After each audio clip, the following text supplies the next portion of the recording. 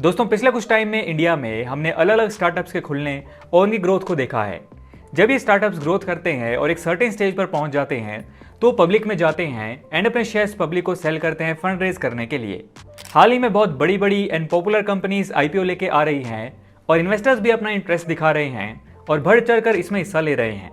लेकिन क्या आपको लगता है कि सिर्फ बड़ी कंपनीज जिनका मार्केट शेयर ज्यादा है सिर्फ वही आईपीओ यानी इनिशियल पब्लिक ऑफरिंग से पैसा रेज कर सकते हैं? तो ऐसा नहीं है।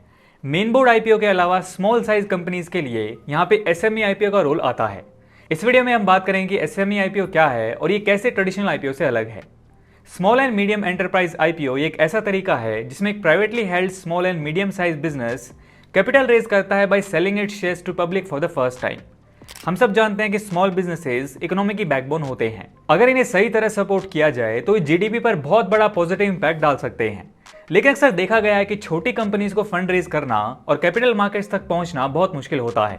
इसलिए सभी ने एसएमई आईपीओ का कॉन्सेप्ट लाया है। अगर स्मॉल एंड मीडियम एंटरप्राइजेस को पब्लिक से पैसा रेज करना है तो उन्हें आईपीओ को बीएससी के एसएमई प्लेटफॉर्म या एनएसए के एमर्ज प्लेटफॉर्म के लिए आईपीओ को फाइल करना पड़ता है। चलिए अब बात करते हैं स्मॉल एंटरप्राइजेस आईपीओ के लिए रिक्वायरमेंट्स की। तो जहां नॉर्मल आईपीओ में रूल्स और रेगुलेशन स्ट्रिक्ट होते हैं, इन छोटी कंपनीज के आईपीओ में रिलेटिवली कम रेगुलेशंस होते हैं। बीएससी के रूल्स के मुताबिक कंपनी की paid up capital post issue 25 crore से कम होनी चाहिए। कंपनी के नेट टेंजिबल एसेट 1.5 करोड़ होना चाहिए। कंपनी को अपनी ऑफिशियल वेबसाइट होनी चाहिए। कंपनी के प्रमोटर्स को स्टॉक ऑफरिंग के लिए अप्लाई करने के बाद कम से कम 1 साल तक अनचेंज रहना चाहिए।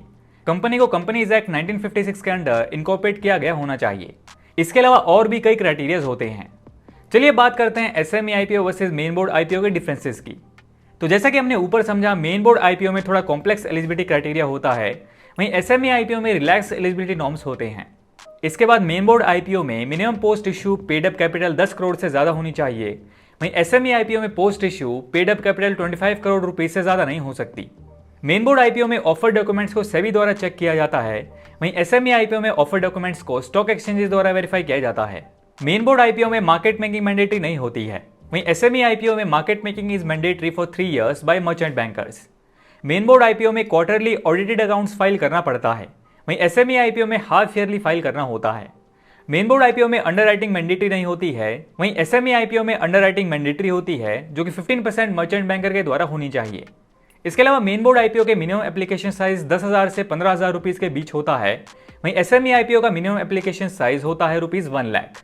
और जैसा कि हमने पहले भी समझा था कि मेन बोर्ड आईपीओ में listing and trading NSC and BSc में होती है, वहीं आईपीओ में listing and trading SME platforms में होती है, यानी BSc, SME and NSC emerges.